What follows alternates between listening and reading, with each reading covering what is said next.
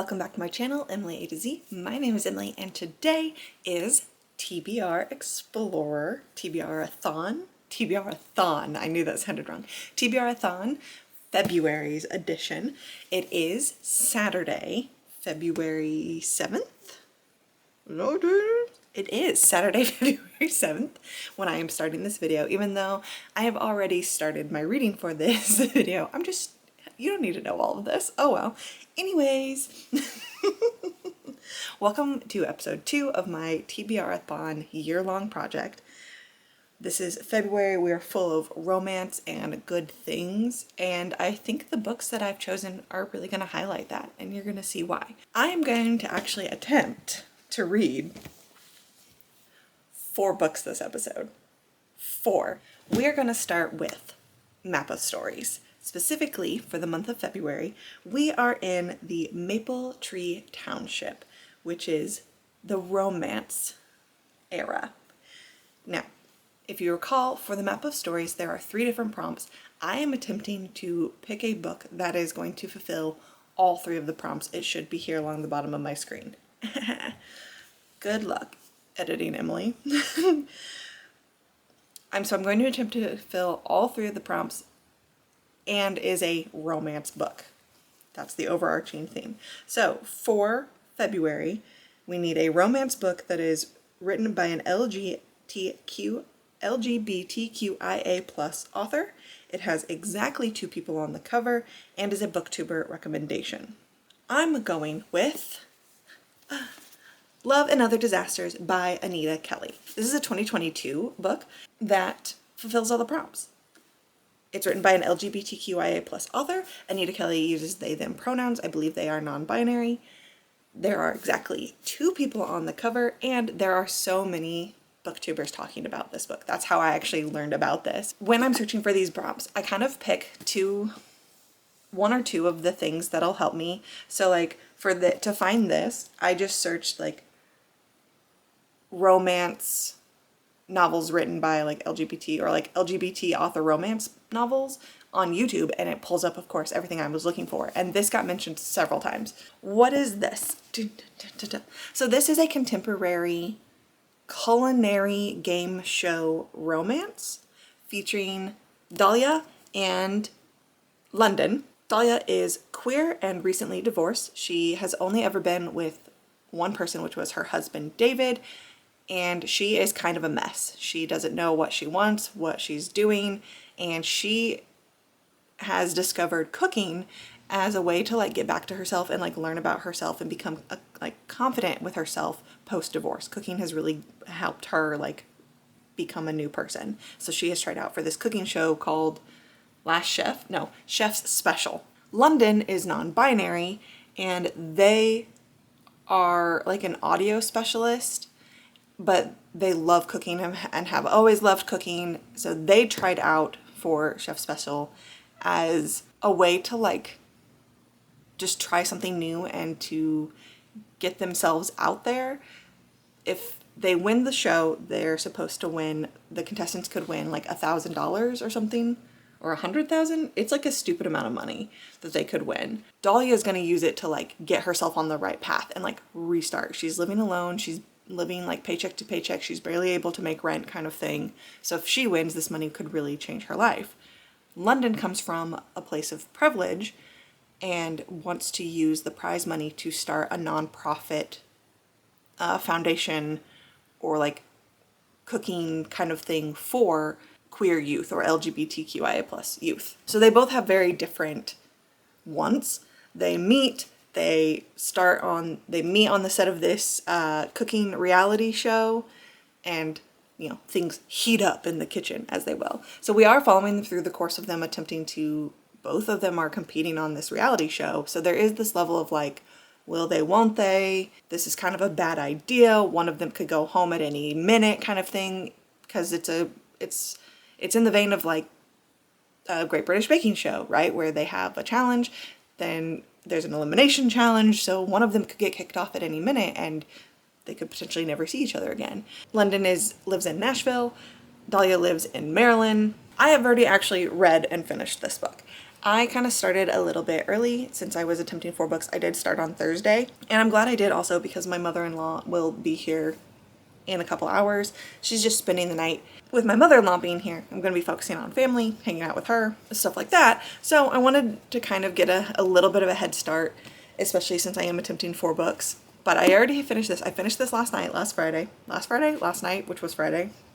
And I am giving this a 3-star. I don't read a lot of romance, so I'm still learning what I do and don't like.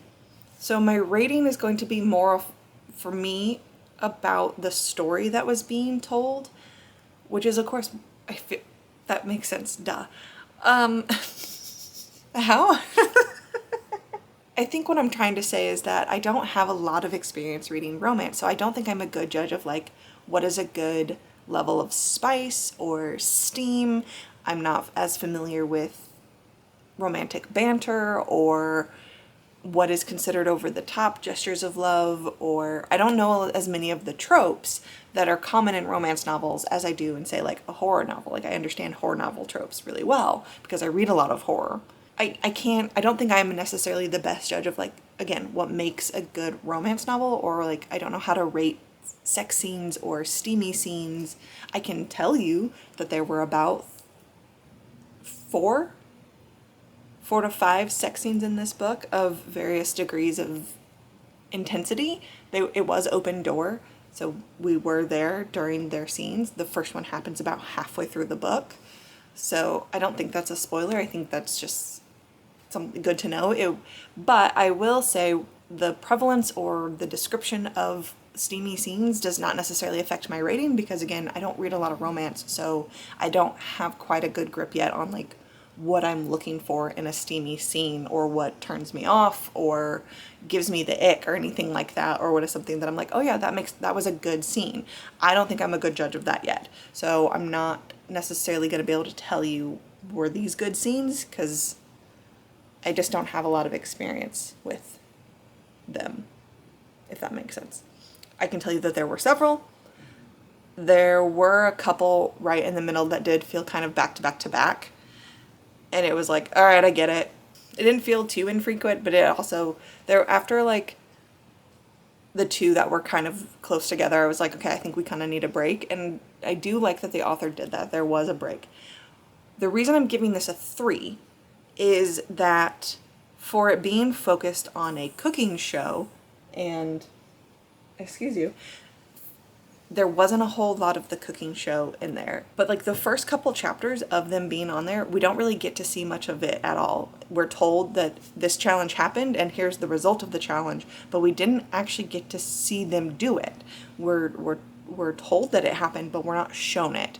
And I'm learning that I have a problem with that. If you're going to tell me that this is going to be a large part of it, but then you don't really show me it, that disappoints me. We were told that there was this cooking show happening, but it really felt background to the romance, to the yearning that was happening. And I just wanted it to be more. I love Great British Baking Show. I love cooking shows.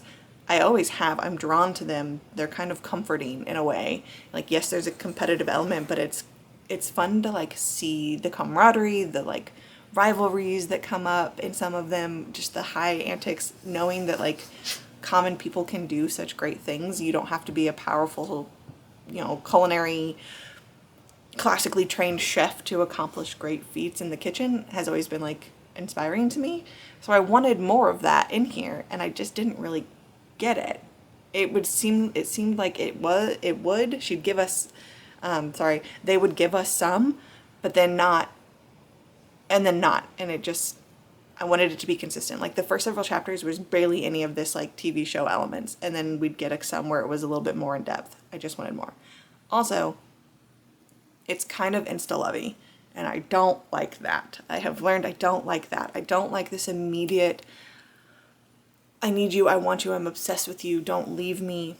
And it did feel that way in this book. It's really highlighted that they should not pursue each other.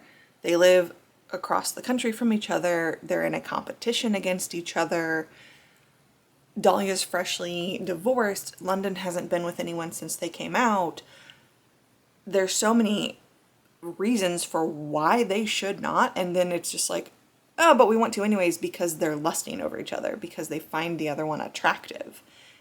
And I didn't like that at all. I don't like that there are so many logical reasons for why you should not do this, and then you did it anyways, just like a day later. Don't like that. I don't like that London became really obsessed with Dahlia from like day one. I don't mind the yearning, but I don't like that London was just like, there were sections in London's POV of just them going, if I do this, I could never let you go. I need her. I want her forever and always. And it was like, whoa, you need to slow your roll, London. Calm down. I wish we had delved more into some of their issues that they had, some of like Dahlia's anxiety, some of London's self-confidence concerns. It really just was really focused on the romance and how much they wanted each other. I also do think this kind of perpetuates some of those harmful stereotypes, especially surrounding lesbian or women presenting relationships. It was very fast-paced, those stereotypes of like, if you're a lesbian, you meet, you fall in love, you're moved in and married all within a week kind of thing. And I do think that this, unfortunately, does perpetuate some of those stereotypes. And I did not like that with the insta-love and how fast they moved. And, they're talking, they don't really even know each other. That gets brought up in here at one point where Dahlia's like, do I really know London? London tries to like get to know Dahlia by asking questions, and Dahlia kind of just brushes it off of like, that's a stupid question. Like, why would you ask me that? To get to know you, ma'am? What? So that rubbed me the wrong way of there was like an attempt to get to know each other, and then it was brushed aside to just jump into bed and jump into the next step. And that just did not feel right and felt like, yeah, we're kind of perpetuating stereotypes that don't need to be perpetuated. So 3, this is the first book in a trilogy so far. There are 2 others. It is part of the Nashville Love series, and from what I've gathered, it seems like the other books in the series are following ancillary characters that were mentioned in here. So like the next book is a male-male romance, and it's following Ben, who is very briefly mentioned in here as like a friend. And then it looks like the third book is following a sibling that we do meet in this book, which means we're done with this, and Map of Stories is done. I've gotten a little badge, which is exciting. Moving on, I think I want to tackle the Lost in the Library. So with Lost in the Library, I will show you the clip in a second. I am rolling 1 time every single month and moving around the board that way. I am trying to get to all of the rooms at some point throughout this year. I originally had thought if I get to a room, I'll just stop there. And then I was like, but I want to use my full roll. And that's how me reading 2 books for Lost in the Library has happened. So let's show the clip.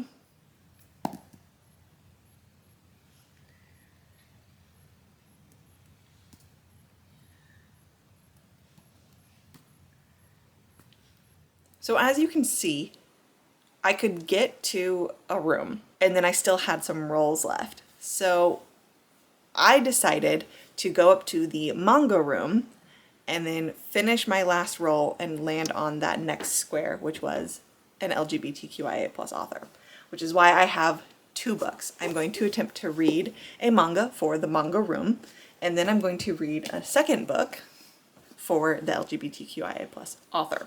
That's the plan. That's the hope kind of thing. That's what I'm trying to do with Lost in the Library. The book I have chosen for the manga room is Genderqueer. This is a memoir written by Maia Kobabe, and this is the story of how Maia figures out that they are non-binary and asexual, coming out to their family, discovering things about themselves. I think the pronouns, I don't think I'm using the right pronouns. About air path, E-I-R.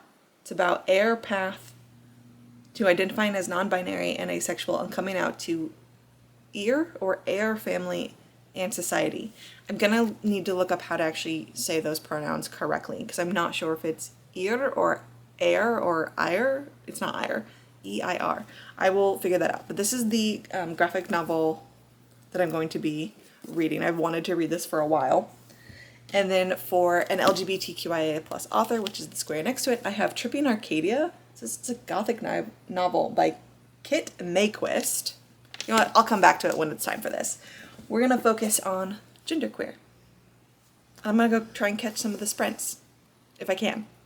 It is Sunday, and I fear that I am not making as much progress as I want. I am halfway through my books. I have finished 2. I still have 2, and it's Sunday. It's Sunday afternoon. I don't know if I'm going to make it, and that's a little disappointing. So I have some thoughts, but first I have to make some updates. But really, before that, I have to change my battery. So hang on. Okay, battery changed. Let's do some updates. I have finished Genderqueer by Maia Kobabe, and this is a memoir, so I am not rating it. I have decided in the past, like a couple years, that if I read a memoir or like autobiographical kind of stuff, I'm not going to rate it because it just feels icky to me to try and rate someone else's story about their life. Like, I would hate to put out a memoir and then someone is like, your memoir shit. Like, it doesn't, I can comment on the writing, I can comment on the style of it, potentially even like the content, like what it's talking about, if I think it gets covered in the right way, but I'm never going to rate a memoir because it's someone else's life, and that's just not my, that's not my job. That is not in my wheelhouse. So I did read Genderqueer in its entirety yesterday, and I did look up the correct pronunciation of their pronouns. It's also in here, which is great. They use the Spivak. I didn't learn how to actually say what it's called, but it's the Spivak pronouns, which is E, M, and air. So instead of them or they or their or he or she, it is E, M, air, which is cool. And that is Air's preferred pronouns. So this is a memoir of really their childhood, Air's childhood through adulthood or early adulthood. My library has this shelved in the YA. For me, this is more of a new adult, since it does, I could see it going either or. I do think this is helpful for older teens and new adults. Like, I don't think I would give this to my son at his age. I still think my son is a little too young for it, but I could see an older teenager reading this and gaining something for it. This is a beautifully drawn and colored depiction of the life and the experiences that the author has gone through, the trials and the tribulations that they've gone through, like within themselves. This is not about facing a lot of backlash in public. This is about dealing with personal internal struggles of being unsure and not being comfortable in your own skin and in your own body. And I think that's very powerful, and there will definitely be young adults and even children who feel this way. We know that is happening. But I really thought this was powerful. It was very emotional, and I am honored to have read it. I will say the narrative is a little jumpy at times. There were a few moments where I would flip back to make sure I didn't skip a page because it did feel a little jarring. Other than that, I have no complaints. It was fast, it was quick. I don't regret it. So then moving forward, if you remember my role from the Lost in the Library game board, I went through the manga room and then landed on an LGBTQIA plus author. And so the book I had picked for that is Tripping Arcadia by Kit Mayquist. Kit Mayquist is a trans author. Tripping Arcadia is a modern gothic. I struggled a little bit with the first, I'm only 6 chapters in, and I definitely struggled the first couple chapters.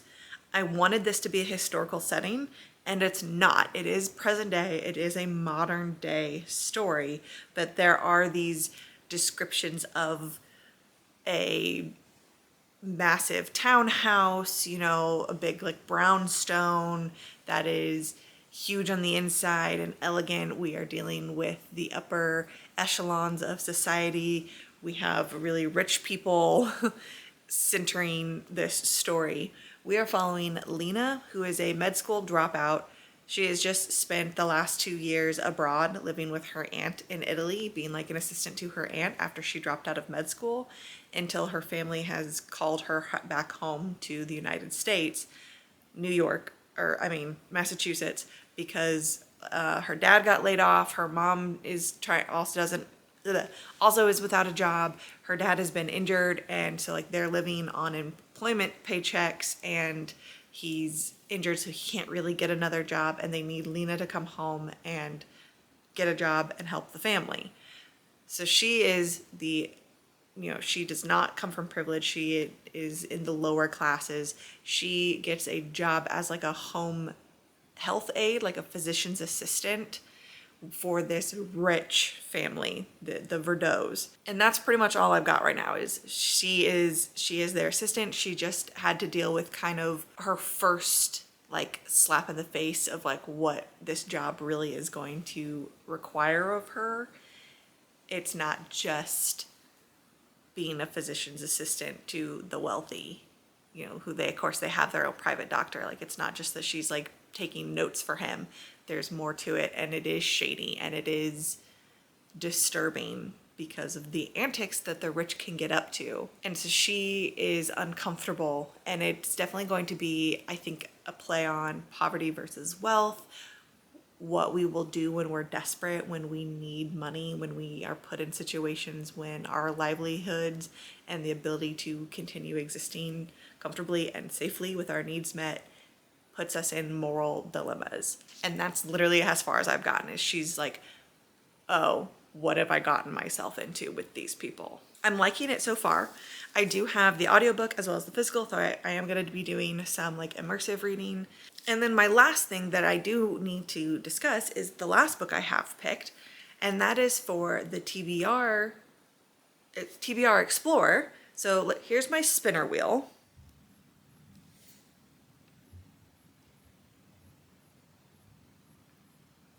As you saw, I landed on found family. As I'm building like my my perfect novel, one of my plot elements that I care a lot about is found family. I do love found family things. So I have decided to read a chunker, and now I'm like, why did I do this to myself? This is Any Way the Wind Blows by Rowell. This is the third book in the Simon Snow trilogy, so this is the last book in the trilogy. So I can't necessarily say a whole lot other than this is how the series ends. I read books 1 and 2 last year at the end of the year, like October, November, and gave them like a 3.5. This takes place in England. It is like book 1 is centered all about the magic school that they're at, and there is like the big bad who is like stealing magic, and Simon, our main character, of course, is like he's the chosen one. So it is a take on the chosen one trope. And then in book 2, they go to America. I enjoyed book 2. It had its flaws, but I liked book 2 because book 2 focused really on what happens when the story's over. When the chosen one does their job, what happens next? Because we all know like the chosen one tropes, right? But we never get to see what happens after. And so it is exploring what happens when the chosen one is no longer the chosen one. When the war is over, the big baddie has been battled, what happens next?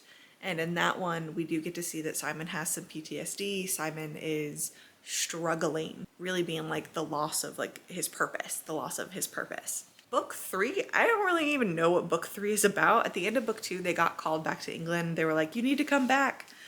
And I don't remember why they need to come back to England. And it even like says right here, I feel like I could just share this with you. In Carry On, which is book 1, Simon Snow and his friends realized that everything they thought they understood about the world might be wrong. And in Wayward Son, they wondered whether everything they understood about themselves might be wrong. In Any Way the Wind Blows, Simon and Baz and Penelope and Agatha, those are our main characters, have to decide how to move forward. So yes, this book is a finale. It tells secrets and answers questions and lays ghosts to rest. Carry On was conceived as a book about chosen one stories. Any Way the Wind Blows is an ending about endings, about catharsis and closure, and how we choose to move on from the traumas and triumphs that try to define us. So I am excited to like finish this series and, you know, get it off my list kind of thing. So I have the physical book here, but I have been listening to this as audio. I listened to the first two. I really like the narrator. His name is Ewan Morton. So I'm listening to it as an audiobook whilst I am putzing around the house doing chores and whatnot. This one I'm reading with my eyes and listening to. I am currently on sprints. Say hi to Leandra and my sleepy dogs. Look how cute they are. So I'm hoping to get my badge for being on sprints, which is exciting. And I'm gonna get some more reading in. It is the Super Bowl tonight, but I truly don't care, so I will continue to read. My boys will probably want to watch the Super Bowl, and that's totally fine. That's when I will definitely be headphones in with my books. But I don't know what happened this weekend. I mean, I do know what happened. I picked chunky books to try and read in 4 days, and if I am completely honest with myself, I am not capable of reading a book a day unless it's really skinny. See, I say that, but then I'm like, well, I can read a novella in a day, or like I can listen to an entire like 5-hour audiobook in a day. Like I can do that. But I think I picked some chunky books. Don't look at my dirty dishes. And so that came around and bit me on the butt because it's actually a couple days later. Oh no, my dog's barking. But okay, let me grab him and then I'll give you my ratings. So it took me longer than the weekend to read these books, and that's totally fine. Like I can give myself like an extra day, except for I gave myself 2 extra days because I started on Thursday and then I didn't finish these books until frankly last night. And to you, that's just a vague thing, but for me, that's several days. Anyways, I don't know. I think I picked chunky books, and then my attention was divided because I did not want to try and physically read both of these. So I was just listening to the audiobook of this, which I've already discussed, and that's totally fine. But it's still like a 15-hour audiobook, even sped up. And I was listening to it at like 2 times speed, so that's still like 7.5 hours of audiobook. And then I was doing immersive reading of this because I can read it faster with my eyeballs and listening to it. And that's totally fine. And then my mother-in-law came to visit, and I love that. Don't get me wrong. I totally love that. But then once she was here, like I didn't want to just sit and read the whole time because she was here. Like, and I know it was only for like the day, but still, I'm gonna hang out with my family. Anyways, I have finished these books though, and let's talk about them. I'm giving this a 3.5. Based off my average rating, this gives the series a little over a 3.25. But like a 3.25 to a 3.5 sounds right. This one, for being so long, I really just felt like we were saying the same thing over and over and over again. We were still just struggling with, Simon definitely has some like PTSD that he's dealing with because he doesn't, now that he's like no longer the chosen one, but he spent so many years of his life being like the quote unquote chosen one and having like this destiny thrust upon him that now that it's been like taken away, he doesn't know what to do with himself. And he's also scared and alone and messed up from the events that happened in book 1. And unfortunately for Simon, a lot of those issues come out in his relationship with Baz. I've been holding up this the entire way. So Simon and Baz are dating in this universe, and unfortunately because of his issues, it does come out with his ability, his intimacy with Baz. He struggles to feel close to him, to be vulnerable to him, but he wants to be. There's this constant back and forth of like, I would do anything for you, but he struggles to just be vulnerable. Like he's like, I would kill for you, I would die for you, I will go to the ends of the earth to do whatever you want, but I don't know how to just be myself around you. And then Baz is also like, I would do anything for you. I would do anything for you. And it just felt like we were having the same conversation over and over and over again. And that And as someone who has been diagnosed with PTSD, I do get it that there are things that when you are in a heightened state or a triggered state, yes, you do have the same conversations over and over and over again to bring you back down to reality. So I didn't mind that. I did think there were things that I was like, yeah, I can relate to that. When you're in the middle of an episode or you start having those panicky feelings and your loved one has to tell you the same thing over and over and over and remind you to calm down and to breathe. That was really real. And it also got tedious. There were times that I was like, okay, I get it. Can we move on? Like, I don't know. I just wanted to see more progression instead of it feeling like we were just stuck in this loop, especially when we were promised that this is like the finale. It's gonna tell your secret and answer your questions and it's gonna put everything, it's gonna solve everything. And I left feeling like, but it didn't. I don't feel like we actually got an ending. I think that it's intentional, but it is, in my opinion, unsatisfactory the way Simon's story ends. We're just kind of left. And admittedly, that's how life works. We are just left in the middle of it and we have to figure it out on our own. But I think for this being a YA book, it needed to have that ending wrapped up. And I could be wrong, but in my opinion, that's just how I feel. We needed a bit more concrete of an ending here that I didn't get. So that leaves me with Tripping Arcadia by Kit Mayquist. I picked this for my LGBTQ plus author. Kit Mayquist is a bisexual trans masculine author and uses he, him. I like blanked so hard on that. He, him pronouns. This is it says a gothic novel on here. It is marketed as like a modern gothic. It's also marketed as a horror, and I kind of get that. In my head, this is more of like a gothic thriller. Maybe not so much a horror. I think it's a thriller, but I see why they kind of put it in the horror. I don't think it's a horror, but that's what it's categorized as in like Goodreads and Storygraph, Good Graph. However, this I also think is kind of relevant for today's climate. This, even though this came out a couple of years ago, this came out in 2022, I believe. Yes. In 2022. This is very much an eat the rich novel, and I am here for that. Lena kind of learns that, of course, Martin is like directly, indirectly responsible for her dad being unemployed. But she views it as he is responsible for my family's decline, as well as the decline of a bunch of people in my family's position, in my family's tax bracket. And that makes her angry.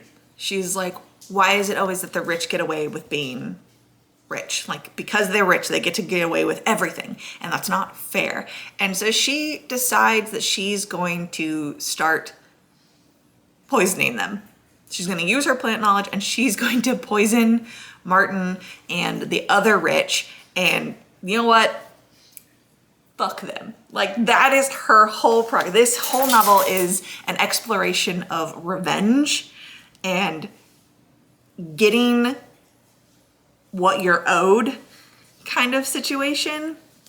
She is angry and she's gay and she's got the hots for the daughter. There's just so much in this book. I'm giving it a 3.75. I did enjoy my time with it. It was fun. It was a medium paced kind of thriller. There were some twists and turns. And the reason I'm not giving it higher than a 4 is because if we had just stuck with this storyline of Lena wanting to take her revenge out on these ultra wealthy people, I think that on its own would have been fine.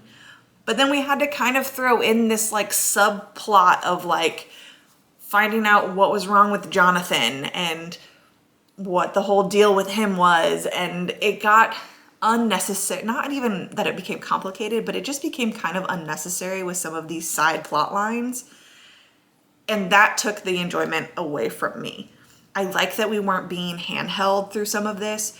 The assumptions that you make is because the author has given you some breadcrumbs, and then whatever conclusion you take from that is what you take from it.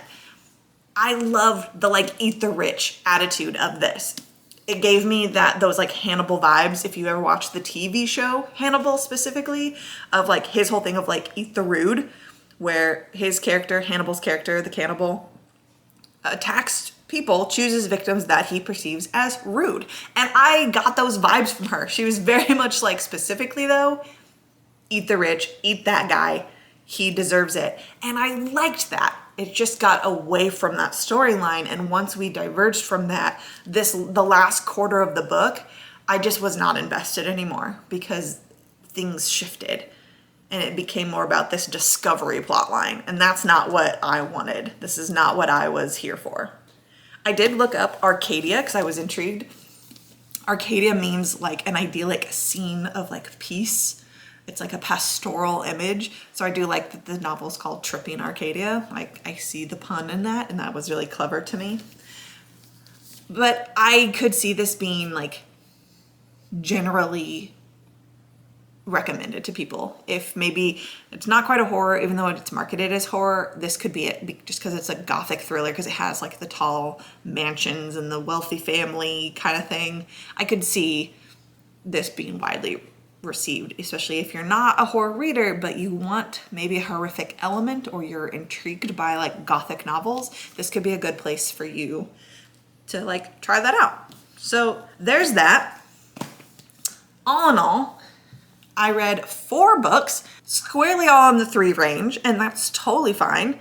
I completed my room, we completed another spin, we completed another town in the map of stories. I got some badges. And with that, I will see you next month for TBRathon, if that's what you're here for. Otherwise, stay tuned. I am going to be doing a little video for Valentine's Day-esque. And you'll just have to stay tuned. That's your little sneak peek. Anyways, I gotta go. I've talked way too long, and my husband will be home soon. I need to get this edited. Be easy with your hearts.